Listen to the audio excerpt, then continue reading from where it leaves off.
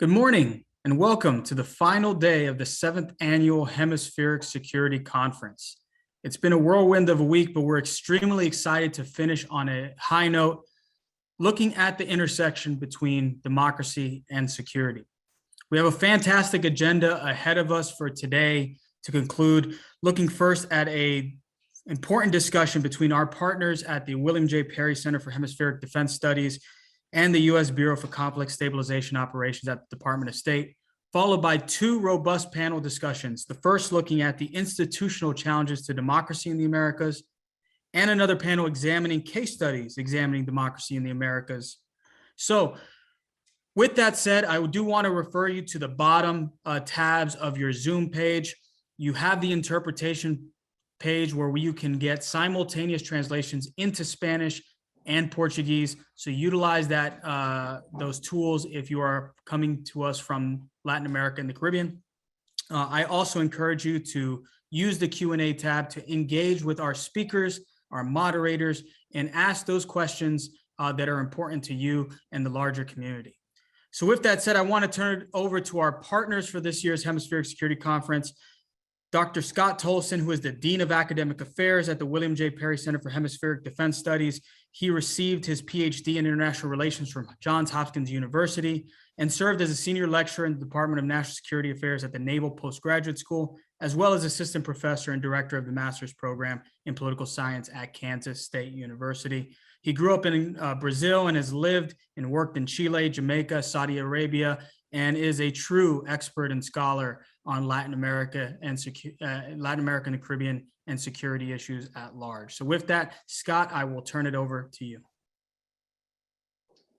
Thank you, Randy, for your kind introduction. And as Dean of Academic Affairs at the Perry Center, I want to welcome all of you who are joining us today from across the region and even the world. I also want to thank our hosts for inviting the Perry Center to participate in this day 4 of the Hemispheric Security Conference. And the hosts include Florida International University, the Stephen J. Green School of International and Public Affairs, the Jack D. Gordon Institute for Public Policy, and the Kimberly Green Latin American and Caribbean Center. I want to applaud the organizers of this conference on a job extremely well done. I've been watching it during the week, and I think we've witnessed a first-rate exchange of between key leaders, experts on important challenges to hemispheric security. And I personally have been heartened, inspired by the discussions this week.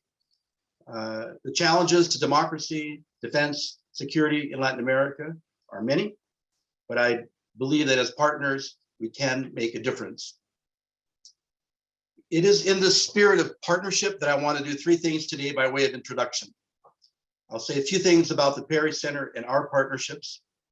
I want to frame the final 2 sessions today, and then I want to introduce our keynote speaker for this hour. The Perry Center. It is that spirit of partnership, collaboration, debate that we have seen this week in the conference that animates the Perry Center. We are celebrating our 25th anniversary this year. For those of you who do not know us, we are in Washington, D.C. at National Defense University, and we work on behalf of our stakeholders, the Office of Secretary of Defense, the U.S. Southern Command, and the U.S. Northern Command.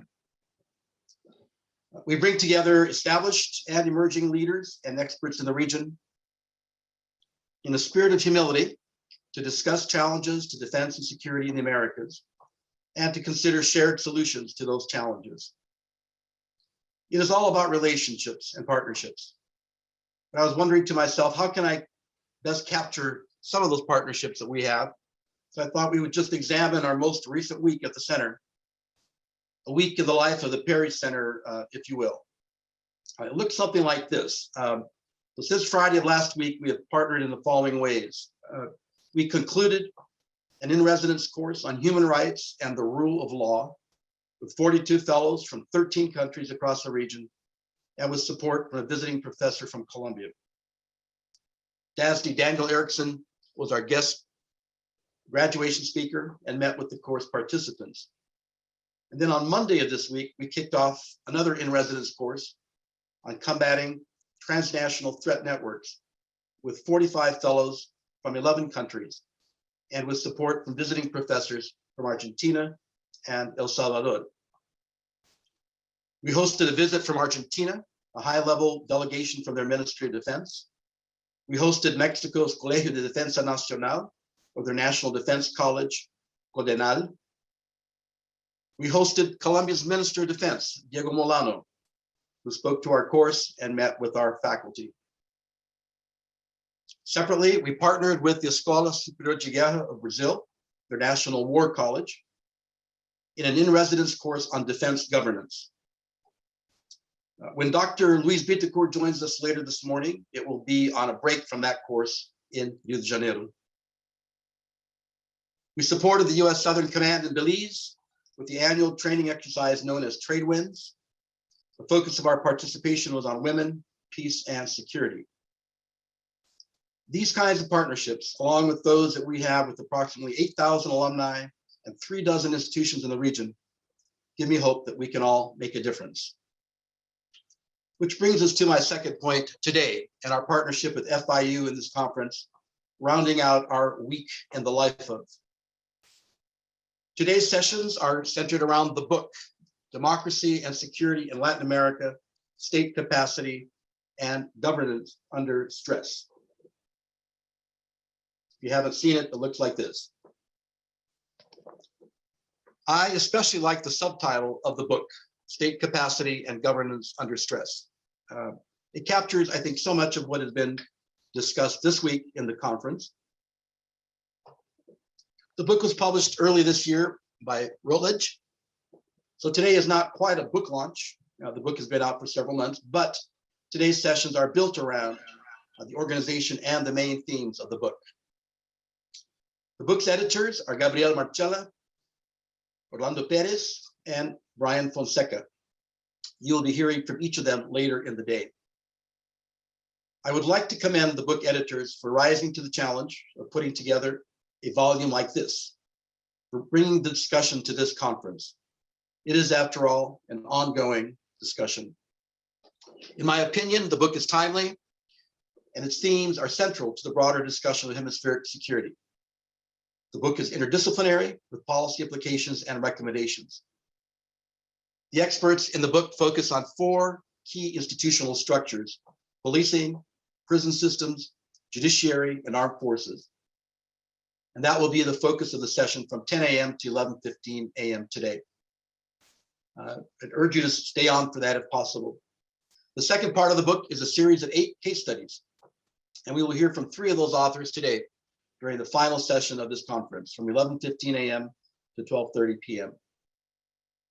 We could not include all 14 authors today, but I want to thank all the authors for their contributions, and with a special thanks to those who are joining us today. In addition to the book's editors, they are Jonathan Rosen, Tatiana Kostadinova, John Polga Hasimovich, Maya Jakowski, and Luis Bittencourt. Third now and final, I want to introduce our keynote speaker, but before I do, I want to remind you that if you have a question for our speaker today, that you should place your question in the Q&A section at the bottom of your screen, not in the chat. We want to hear from you. So to kick off the conference with a keynote address on advancing hemispheric stability, I have the honor and the pleasure to introduce Matthew D. Steinhelfer, who is the Deputy Assistant Secretary in the Department of State's Bureau of Conflict and Stabilization Operations, CSO. He leads the Bureau's efforts to anticipate, prevent, and respond to conflict and instability in the Western Hemisphere, Europe, the Middle East, and North Africa. He also oversees the CSO's Office of Advanced Analytics. And if I could, I would spend the entire morning just exploring nothing more than those advanced analytics. He joined CSO from the Bureau of Near Eastern Affairs. In that bureau, he led a team of democracy, governance, economic, and security sector subject matter experts responsible for thematic analysis and coordination of over $8.3 billion in annual U.S. foreign assistance. His prior assignments include Chief of Staff to the U.S. Special Representative for Afghanistan and Pakistan, Political Military Affairs Unit Chief at U.S. Embassy, Kabul, International Narcotics and Law Enforcement Affairs Central America Coordinator, and Democracy, Human Rights, and Labor Program Officer for Southeast and East Asia and Iraq.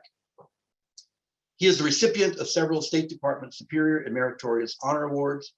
He holds a BA in International Relations from George Washington University and a Master of Science degree in Peace Operations from George Mason University. He speaks German and Afghan Dari. Mr. Steinhelfer, thank you for joining us today. The floor is yours. Well, good morning and good afternoon, everyone from Iceland, where I'm currently traveling.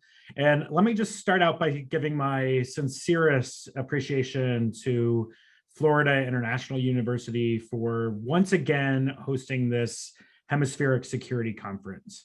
And also thanks to Dr. Tollefson for moderating this session. You know, it's cliche, but true that this conference comes at a critical juncture.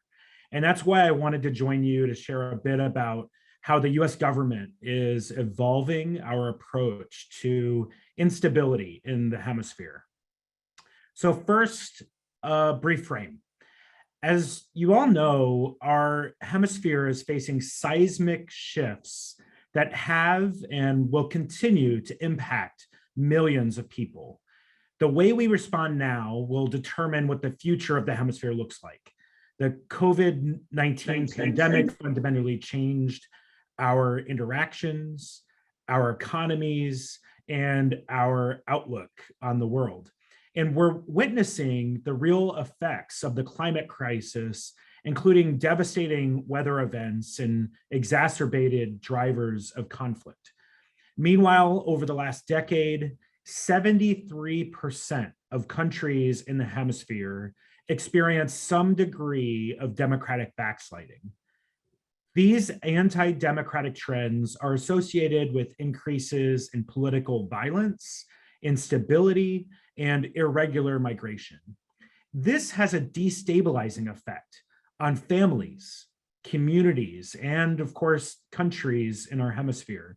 And because of this, we believe we must redouble our efforts in the hemisphere to demonstrate that democracies can deliver enhanced political stability and tackle insecurity.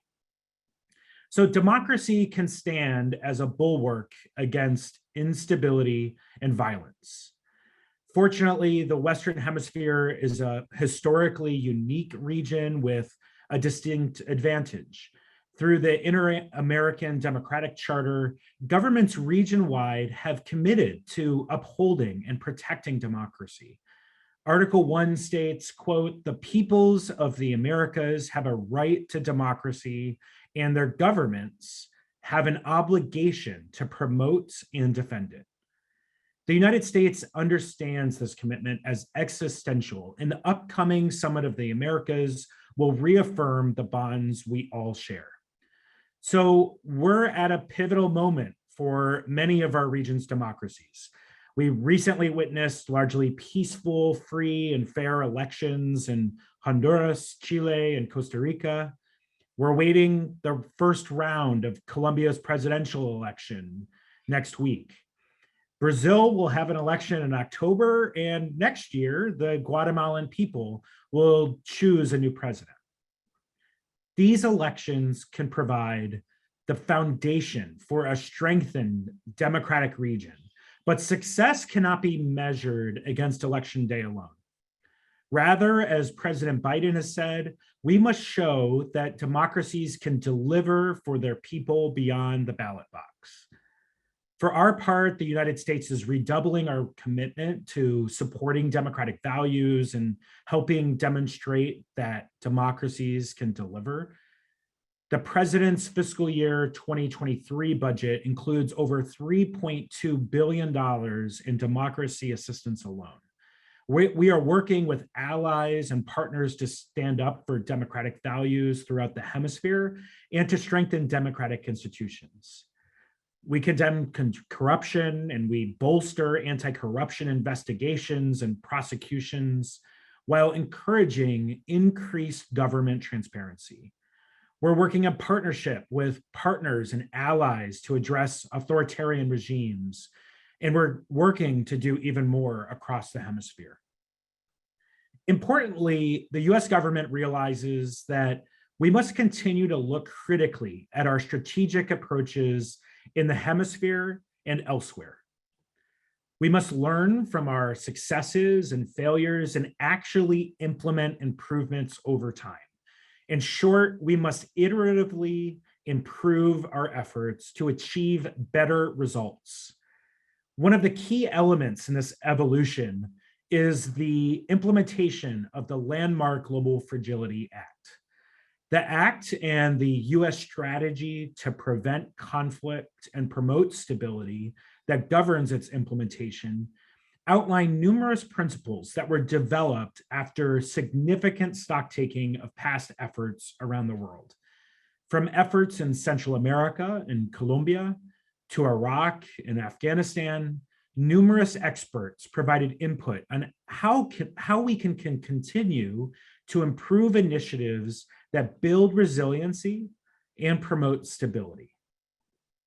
The Global Fragility Act's 10-year timeframe will enable us to move beyond addressing symptoms to addressing the underlying causes of violence and instability. In early April, the president approved the selection of priority countries for implementation of the strategy. Haiti is our priority country of focus in the Western Hemisphere. Now, the situation in Haiti serves as a current example of the nexus of multiple interconnected issues. Recurrent natural disasters coupled with insecurity driven by armed groups, political discord, corruption, and a lack of economic opportunity has resulted in significant outflows of irregular migration. The United States has served as one of the main destinations alongside Andean states and Central American countries serving as transit routes. And this is particularly salient since Northern Central America also holds significant numbers of migration outflows to the US southern border. Migration from Haiti is also exacerbating instability within the country as educated and well-resourced Haitians search for opportunities abroad, leaving a shortage of human capital needed to improve the tenuous economic situation that is contributing to the prevalence of gang activity. The example of Haiti shows that the United States and our partners must address these factors simultaneously. And that's why I'm eager to focus on Haiti as a priority country. We will have the opportunity in coordination with the whole of the US government, communities of expert practitioners, and most importantly, the Haitian people, to bring new ideas, resources, and collective action. Through continuous monitoring, evaluation, and learning of not just our work in Haiti, but other strategies like the root causes strategy in Central America, the collaborative migration management strategy, and the Los Angeles Declaration on Migration and Protection, we will be able to learn from each experience, apply what may be a promising practice, and readjust as appropriate. Meanwhile, while Haiti is the priority focus for in-country data, we will also look at broader hemispheric stabilization data to measure our progress in Haiti. Another important aspect of the Global Fragility Act is focusing on locally led solutions. This partnership approach means that rather than applying our own analysis and solutions upon other countries, we will listen, collaborate, and build our initiative together. We will not just listen to our usual counterparts, rather, we will expand our outreach to include diverse voices from civil society, business, women's groups, the faith community, and the general population. Through efforts like this, we have the opportunity to more directly address the security and governance issues that matter most to the people most affected by violence and corruption. While we certainly have enacted such practices elsewhere before, integrating these principles into the strategy's methodology as a core tenet, and not just at periodic moments, continuously over a 10-year time frame, is new and different. Now, one example we are learning from is Colombia. The implementation of the 2016 peace accord has demonstrated the importance of going beyond diplomatic corridors and empowering the communities who face violence and instability every day to shape their solutions.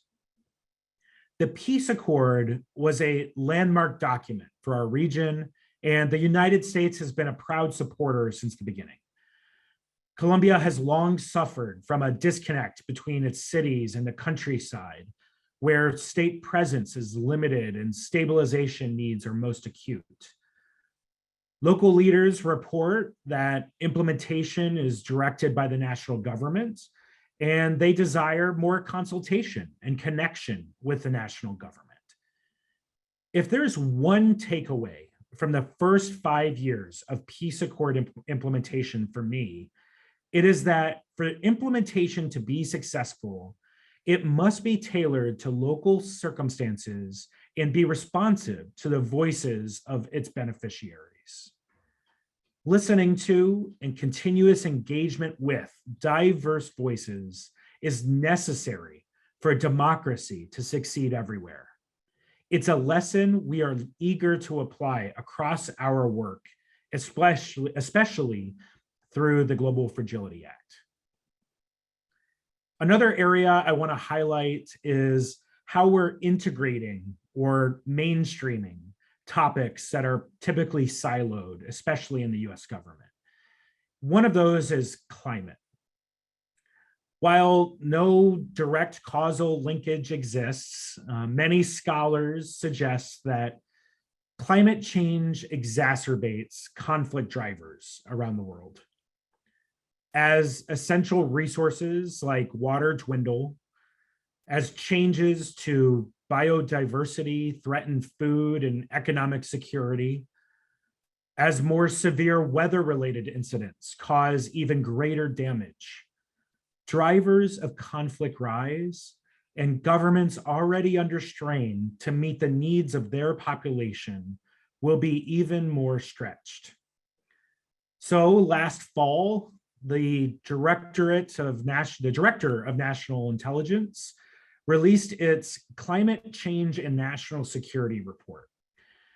The report identified for the first time that 5 of the 11 countries of great concern for climate-related instability are in the Western Hemisphere: Colombia, Guatemala, Haiti, Honduras, and Nicaragua. In Haiti in particular, we're currently evaluating how best to build resilience to climate effects that undermine broader political stability. We are engaging and will be engaging environmental experts, academic researchers, and local communities to bridge some of the distance between the environmental and the peace-building field. We will also be reviewing efforts elsewhere. President Biden's emergency plan for adaptation and resilience, or PREPARE, launched at COP26, will help more than 500 million people in countries around the world to adapt to and manage the impacts of climate change by 2030. This means expanding access to climate information and data, monitoring and evaluating progress, embedding adaptation solutions into every relevant sector, prioritizing inclusion and equity in adaptation planning and implementation, strengthening access to finance, and mobilizing the private sector. We know that addressing the global challenges of climate change will require multilateral cooperation. And that's why earlier this month, I, along with my German colleagues, co-hosted the high-level preview conference to discuss data-based solutions to climate and conflict risks. We look forward to further multi-stakeholder collaboration, and we will be integrating climate efforts into our engagements at every opportunity, improving the responsiveness and resilience of the hemisphere to one of the greatest threats to our world. So finally, we must look at augmenting our work to address armed actors in the region, including through the US strategy to prevent conflict and promote stability. The proliferation of non-state armed groups is a destabilizing threat to democracy and peace across the hemisphere. From Mexico to Brazil, Colombia to Haiti, armed groups are using violence to achieve their goals. We are accustomed to thinking of these groups as criminal actors, which they certainly are, but it is increasingly clear that their goals go beyond simply seeking economic profit. By better understanding armed actor, social, political, and economic networks, not just their criminal ties, we can improve our strategies and better forecast the results of our actions. Through their violence and their substitution of state institutions, many of these groups exercise political power. They dominate communities and execute leaders who oppose them. They partner with corrupt politicians, steal elections, and undermine democratic institutions. And as their political violence weakens public trust in democracy to provide justice, safety, and accountability, they create a hemisphere that is less free. We see this in Central America, where corrupt politicians and institutions have enabled violence to persist with impunity, and where gangs have increasingly demonstrated their ability to turn violence on and off to achieve political goals. This political violence leads to instability and the belief that safety and freedom are unattainable. In Venezuela, the deterioration of the rule of law under the Maduro regime has allowed non-state armed groups to expand their territorial control and diversify their criminal economies. These groups have strengthened their grips on territories throughout the country, and with the regime's support, developed into a parallel state to Venezuela's remaining democratic institutions. While the Maduro regime has engaged in security operations targeting specific groups, it has allowed other groups to both maintain territory and increase their strength and influence. Our analysis, the analysis of my bureau, shows that prominent non-state armed groups in Venezuela, 60% of those groups have some level of political support from the Maduro regime, and a few, like the ELN, have stated they will defend the regime if necessary. Data on these groups recently analyzed also shows that 70% of groups studied use violence against civilians, 43% recruit minors, and 17% exploit women.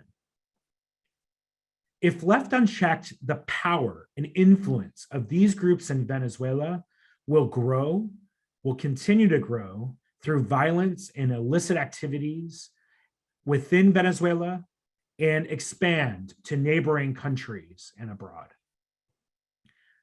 So in conclusion, a stable, prosperous, and democratic hemisphere requires an effort on all of our parts to fiercely protect democratic institutions, human rights, citizen security, and freedoms we consider fundamental. To do this, we must continuously evolve our approaches, our analysis, and our understanding so that we can achieve maximum results even when faced with the most daunting of external events. The US government recognizes we must continuously learn, and through the US strategy to prevent conflict and promote stability, we will institutionalize those practices with the intent to achieve maximum results. I am confident that together we can continue to advance a safe, inclusive, prosperous, equitable, and climate resilient hemisphere. Thank you very much for having me, and I look forward to the conversation. Thank you for your keynote address here. Very thought-provoking. I'd like to begin with a question or two here. I'm fascinated by the breadth of your presentation. In many ways, I think this represents the breadth of your portfolio and probably your life experience. So a multi-pronged question here, maybe. If you could give us a sense of your job, your role, and your responsibilities, and then where does the Western Hemisphere fit into all of that? And with that, could you say something about how you coordinate with others, interagency, whole of government, bilateral, multilateral relations, et cetera? Over to you.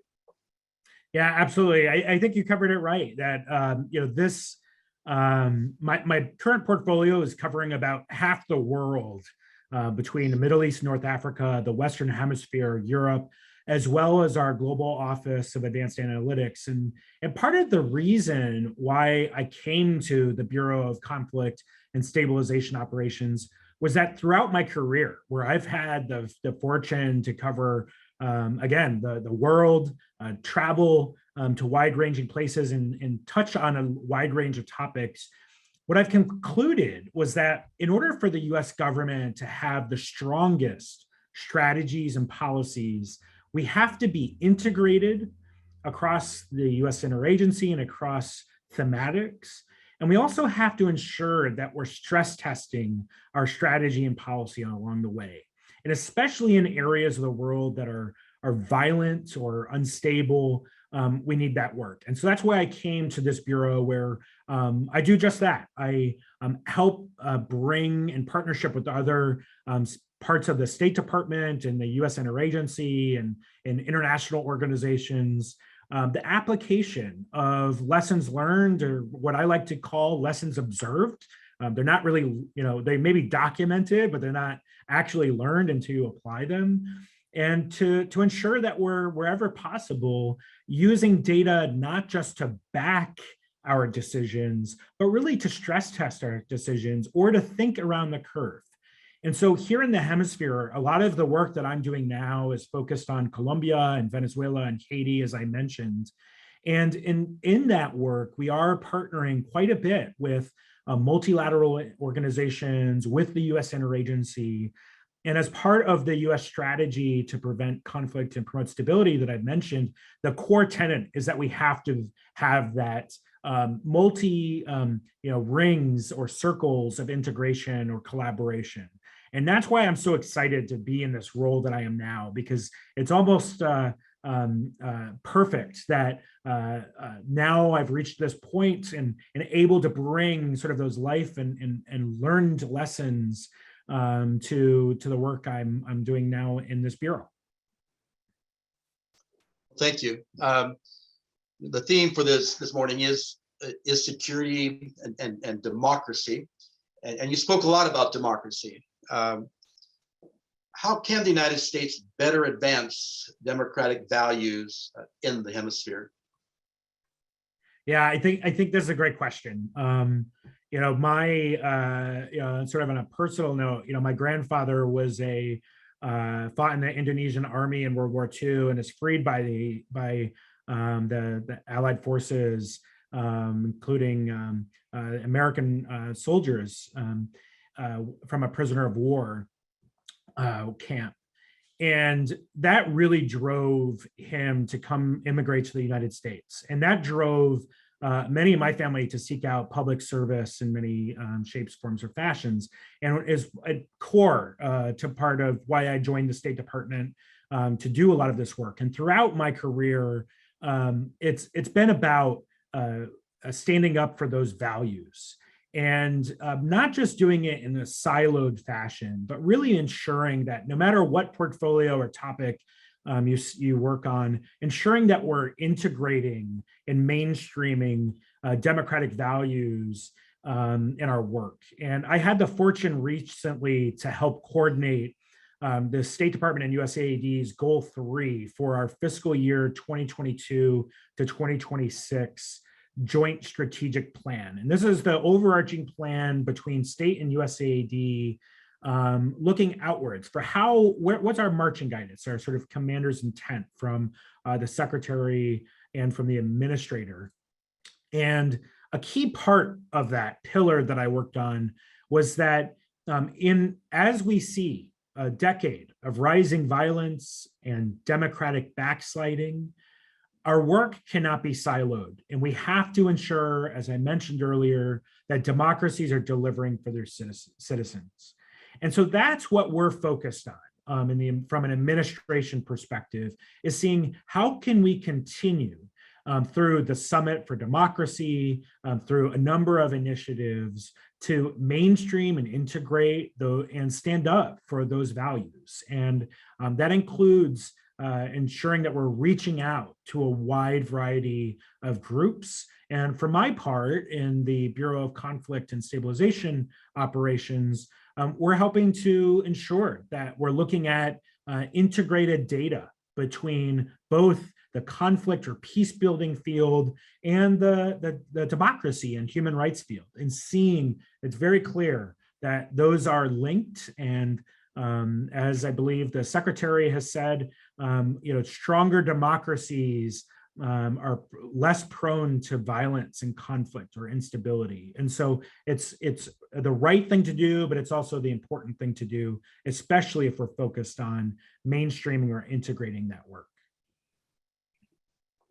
Thank you.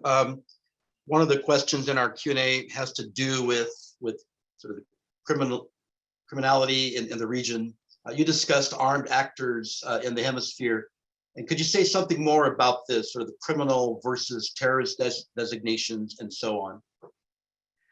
Yeah, I think that's a really excellent point. And one of my sort of life lessons. I taught a course once on terrorism and counterterrorism, and much of this was based on my academic work in my degree programs. And one of the things that I've learned is that, and I often talk about within the department, is how you define the problem defines your solution. So if we see entities as purely criminal actors, it's logical to take a law enforcement approach because you see it as a criminal activity. And likewise, if you see terrorist actors, you're likely to take a counterterrorism approach. And there's nothing wrong with either of those approaches, but the critical piece is ensuring that you're defining the problem or the entity in the right way.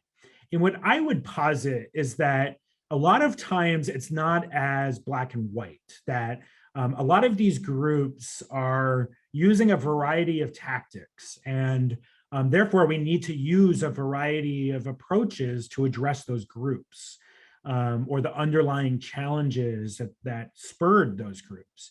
And so sanction tools may be appropriate, law enforcement or rule of law approaches, or more community development and other approaches.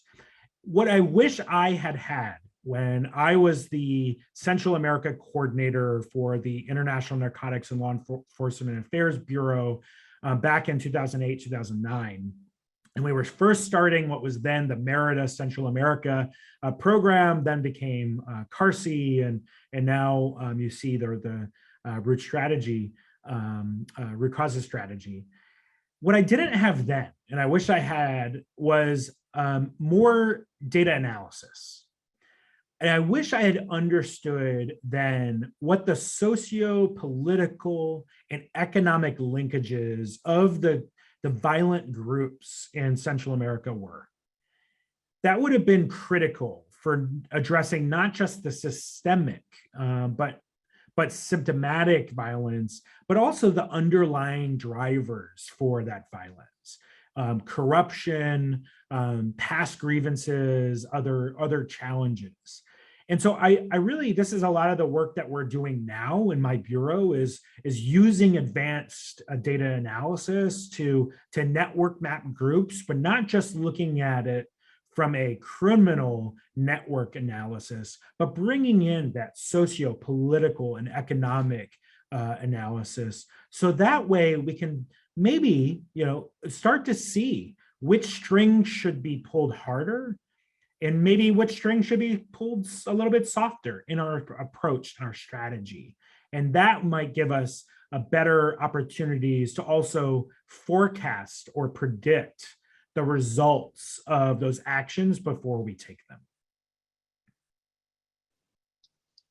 Thank you. During this conference yesterday, especially, there have been numerous discussions related to the relationship between local and national authorities.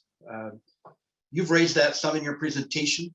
And what can the United States do to advance the connection between local and national authorities? Yeah, I think this is key. And as I mentioned before, Colombia was an example that has long suffered from a disconnect between major areas in the rural countryside where state presence is limited and stabilization needs are most acute. And one specific example of what we're doing, because we recognize that while there are challenges with looking at just the individual areas and not just focus on long-term national reform, that the challenge of focusing at the local level is the scale. And so how do you make targeted investments in key areas is a critical piece of what we're looking at. So one example of where we are doing that is in Colombia. A few years ago, my bureau launched a program to support stabilization at the grassroots level. We are supporting local government and civil society to develop and execute strategies to mitigate their stabilization challenges. In particular, we're working with over 100 local peace councils to build their capacity to identify their own specific solutions to community challenges, or build their own requests and how they can connect with and engage national authorities. This programming looks to facilitate that linkage or that connectivity between national and local institutions to ensure that communities have the resources they need and that national programs are contextualized appropriately. And on that last point, in 2021, just last year, we also worked with our partner and official monitor of the Peace Accord implementation, the Kroc Institute, to drill down into the status of implementation of the Peace Accord at the local level. So that way we could provide a more nuanced picture of implementation status across Colombia's most affected regions. And then finally, I would say this is a core piece of our work under the US strategy to prevent conflict and promote stability with the Global Fragility Act.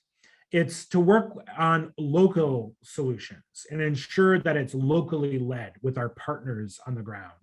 It's certainly a lesson that we've observed in other areas of the world, and it will be a principal tenet of our work in that strategy. Yeah, thank you. One of the great issues we all face is that of measuring success. From your vantage point and as it relates to hemispheric stability, how can the United States measure success? Yeah, this is a challenge that I think throughout my career, it's always come up. Monitoring and evaluation. Now it's monitoring, evaluation, and learning, which is great. I think there was a great observation that the Special Inspector General for Afghan Reconstruction made in their 20-year lessons in 20 years report that I think applies globally. And one of them, one of the observations was that the U.S. government um, executed a number of programs successfully, but those programs didn't all rack up or amount to a strategic level change. I think that is one of the things that we talked a lot about when I was involved in the early years of the Central America strategy, was layering our metrics. That it wasn't good enough that I did my work and I measured my programs, and USAID did their work and my partner there did their work and measured their programs. But how did that all work together? And how did we look at context indicators to see where was where were we truly moving the needle? And so now with the Global Fragility Act, that's the conversation we're also having, is how can we layer metrics and look at contextual indicators? And we'll be doing that, we already are, through a lot of the work that we're doing in my bureau, of looking at context indicators in the region to see changes over time, and to see, are there areas for us to make adjustments or maybe learn and observe more. So that's absolutely a critical piece of our work. Thank you. I'm going to have to visit your office to learn more about that L that you mentioned there, the ME and learning. One more question here about something you raised in your presentation on data. You oversee the Office of Advanced Analytics in your bureau. You mentioned data not just in your presentation, but also in an earlier response. What is the role of data in relation to security? And what is stopping the United States from doing more in this area? Really tough question, and an important one that I love to talk about, because I think the first thing that I think is stopping, I won't say stopping us, but it is a hindrance from further or more expansive use of advanced data analysis, is culture. I think in the foreign policy field writ large, there has been a gap between the academic field of researchers and the policymakers, and I think that is starting to change. I think in the last few years, you've seen both the last administration and this administration really support the use of evidence-based policymaking and some of the congressional legislation that supports that. Just this past year, the U.S. State Department published the first enterprise data strategy, which outlines a number of the challenges that we face, including culture, and how do we tackle that through training and through greater acceptance and guidance from the top. I think the second thing that is more challenging is just the availability of data. And there's a lot of data sets that are out there, whether that's qualitative data that has been quantified but on an annualized basis, or some region or country specific data sets that are of very high quality but are only targeted in certain areas. So I think the big challenge, in order for us to look at changes over time across regions and really do some important comparative analysis, is to have global, subnational, and subannual data sets on key topics. For example, there's not a global data set that I'm aware of for forced disappearances or extrajudicial killings, to be able to see, well, of course, all EJKs are bad, but are we seeing more happening in this region of the world or that region of the world? And what does that tell us? And how do we respond to that? I think that will increase or improve our nuanced approach to those issues. So this is a lot of the work that I'm really speaking a lot about and trying to advance. And at the conference I mentioned earlier that I participated in Berlin just last month, we talked a little bit about that with our partners in the German government about looking at a new UN multi-donor trust fund for complex risk analysis data. And that will basically help be a starting point for pooled funding for global data sets, which I think is an initiative that the US will support in some fashion. And we're still discussing that at the department. I'm going to bundle a couple of the questions here as we get to the top of the hour. I'm just going to read these word for word. Two here that I think relate to kind of the same sort of big concept here. And back to democracy. The first question, many countries boast about their democracies, but what about the quality of those democracies? And then second, what would be the most effective strategy to deal with narco states? These seem to be growing in number and the capacity to control their capacity to control nation states. Excellent questions and tough ones. I love it. This is why I love this this conference every time. I would say quality of democracy. I think is certainly there. What in the Joint Strategic Plan, there was a notation, as well as in the president's interim national security strategy, that democracy. There's always a progression, and there are times where you see democratic backsliding, and it's important to ensure that you continue to work and stand up, and that the citizenry stands up for those democratic tenets.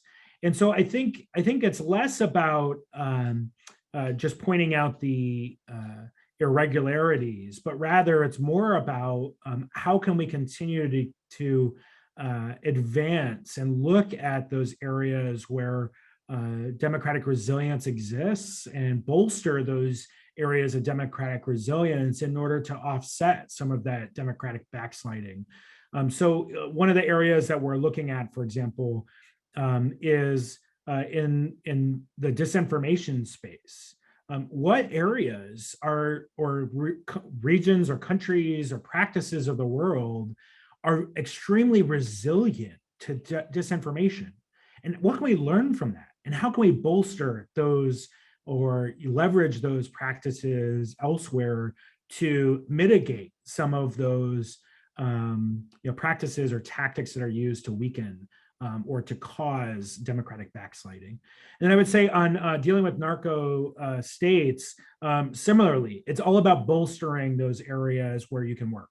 I think many of the strongest areas of the world rely on and reside in the citizenry. It's the people.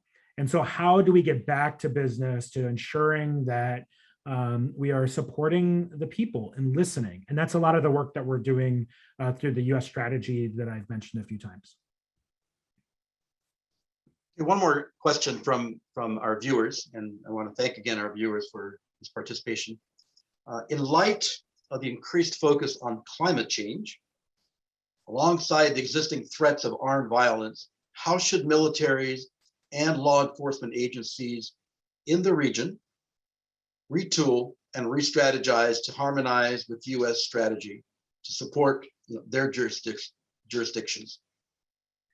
It's a really excellent question. And I think, again, it goes back to not just thinking about setting up a new initiative just for climate or those kind of things in my personal view, but really thinking about mainstreaming or integrating that work. And that's a lot of what we're doing inside the US government.